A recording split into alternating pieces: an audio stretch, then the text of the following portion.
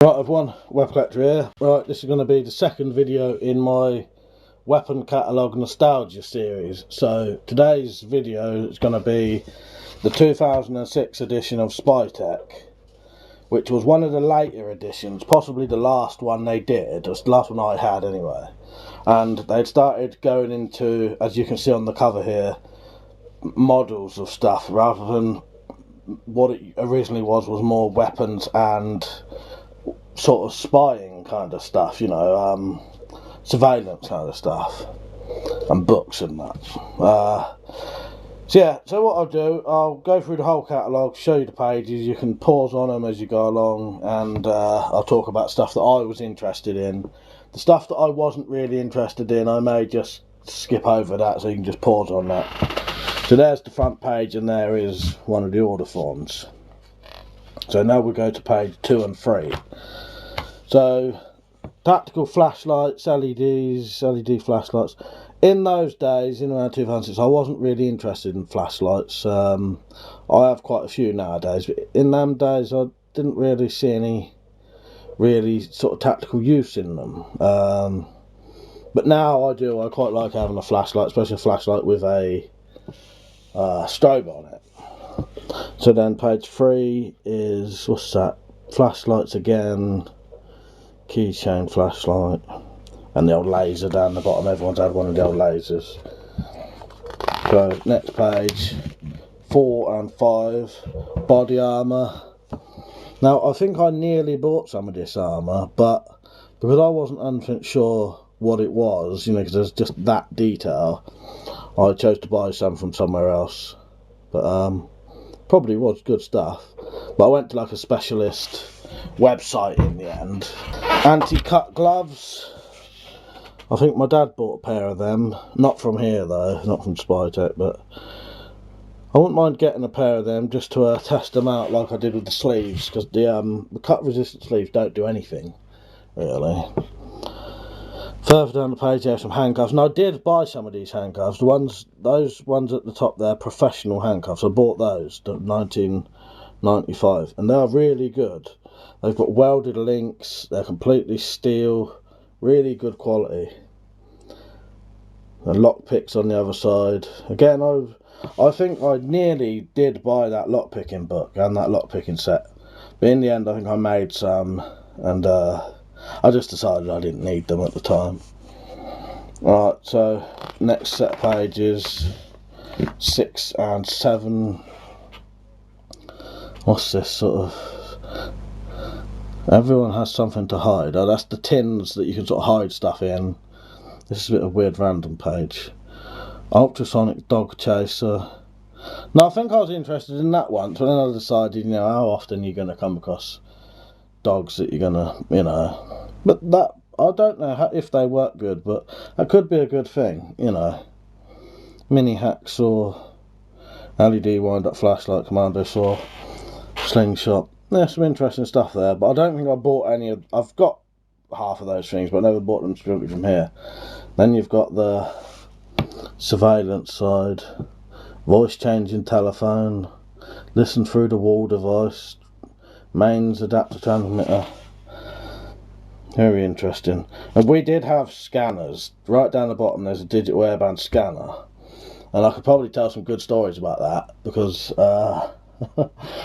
this was in the days when you could actually get the police on a scanner, and quite a few times I'd been...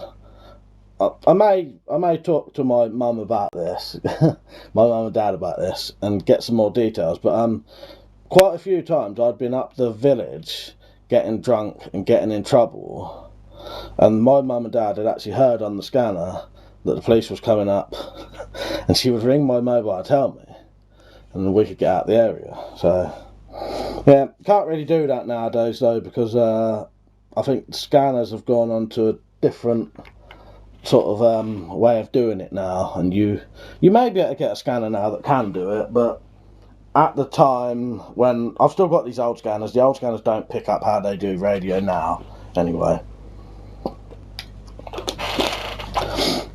We had a portable one and a sort of proper standalone one, you know, mains one. Next pages 8 and 9 is watches. I had no interest in these. You'll have to just pause this if you want to look at them. Like I said, this was the days when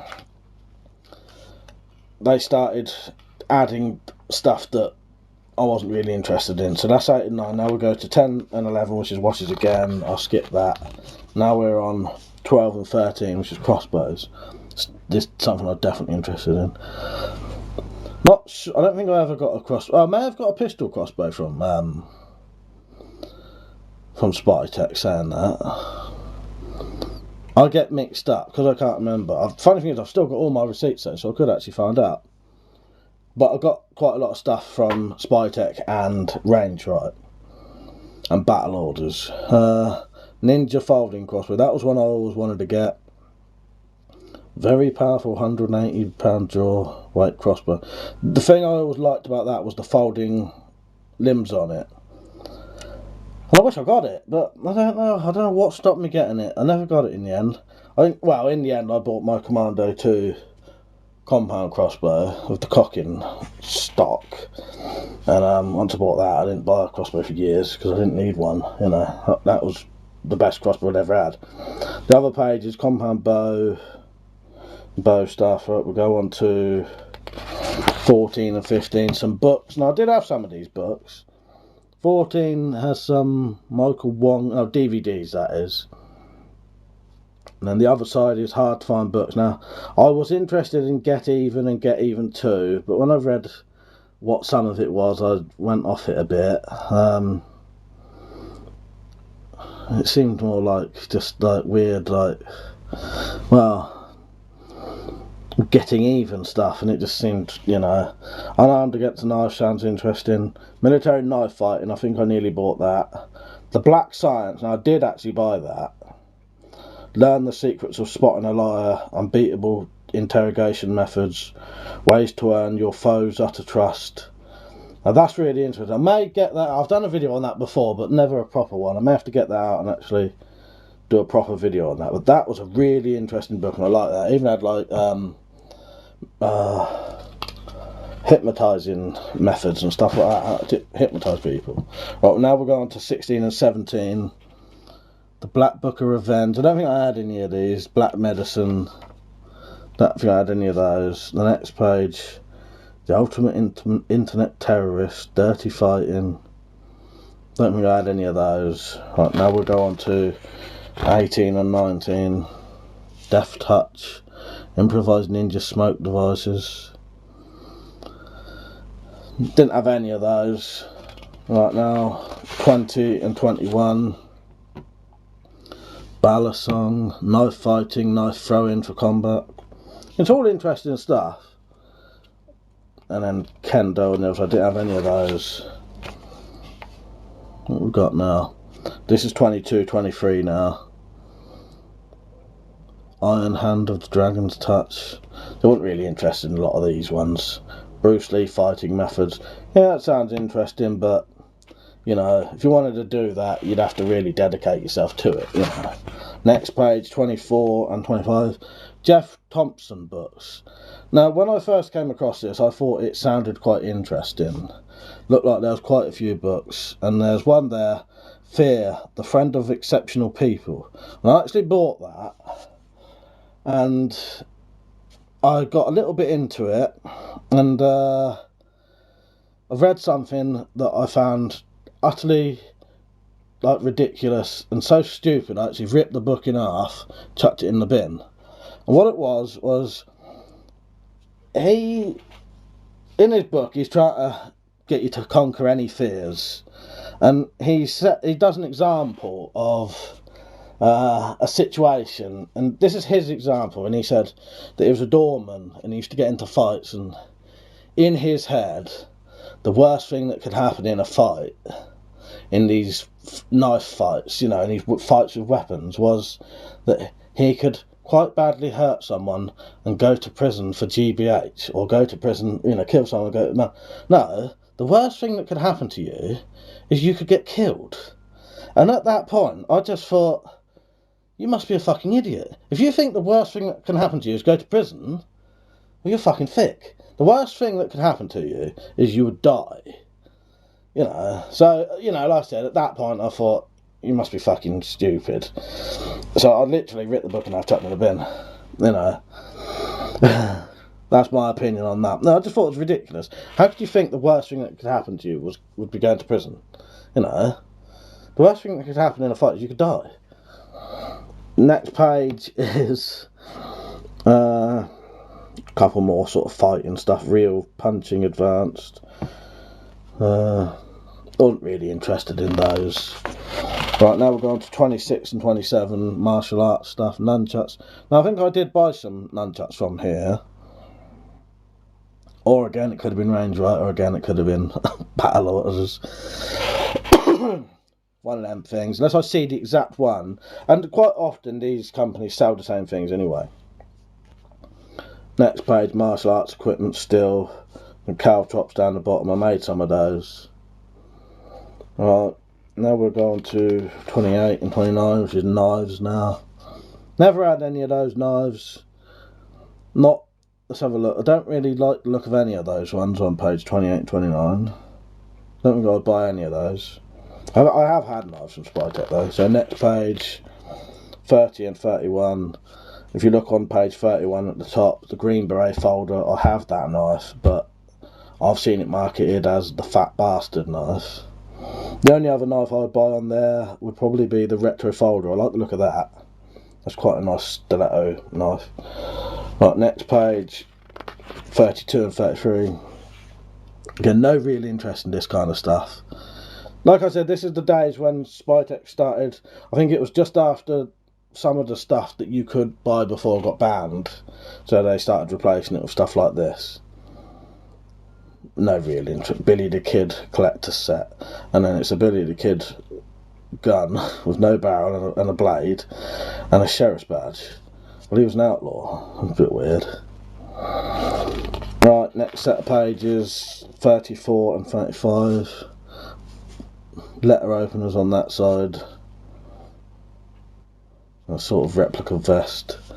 This side, the MT1221, I think I've bought one of those. Yeah, I have bought one of those, but it wasn't M-Tech. The old German daggers look nice. I like the look of them. Next page, 36 and 37. Some sort of decorative fantasy knives. Never really had an interest in fantasy knives. That one down the bottom, Double Dragon, those was eventually banned. Disguised knives, they was all banned. The other page, the skull mace. I think I was interested in that for a bit, but I would have rather had like a proper mace rather than one with a skull on it. And then the next page is 38 and 39. That one at the top, I was actually sent one of those. It was something similar anyway, by my friend Tetsubo57 years ago, and I meant to do something with it and I never have. It wasn't exactly that, but it was similar. Persian knife looks interesting. And on the other page, sawback machete, I actually tried to buy one of those and they never had it, and I think they sent me like a fucking just a standard machete, which pissed me off a bit, because if I wanted a standard machete I would have just bought one. The reason I wanted that is because I wanted one with a sawback. So because of that I never did get one with a sawback. Next page, 40 and 41. Some more weird stuff. I was never really interested in any of that sort of weird stuff. The other page though, thing at the top I wouldn't have. The Tantos though look quite nice. Next page, Scorpion, Stinger. No interested in those. No interest in any of these. Next set of pages, Stinger side mount combo and the Stinger. I think I've had a similar knife to that, but not that one. They're alright. And then the other side, now the Ultimate Survival Knife, that's alright. I'd probably buy one of those. Cookery, yeah, that's alright. Next set of pages. Some of these are a bit more interesting. To be honest, I probably, in the day, probably bought the majority of these. I didn't, but I would have if I had the money. Yeah, look quite good, most of those. Quite like that triang dagger at the top. I have had something similar, just had a different handle. Survival Bowie, that's good. Next page, throwing knives. So this is 48, 49. Getting into a bit of, they started putting a bit of cold steel stuff in. Throwing dart, I thought about buying one of those and just sort of make one, same as throwing knives. So next set of pages, tomahawk, this is 50 and 51. Yeah, I was interested in the Vietnam one and nearly bought it, but I didn't. Couple of weird alien claw things. Next page, 51, 52 and 53. Ninja sword. Now I have got a ninja sword. Ninja whip, I thought about that, but never got around to it. Do like those ninja swords, the straight ones. Next set of pages, 54 and 55. Practical katana, dragon katana. Yeah, they're nice.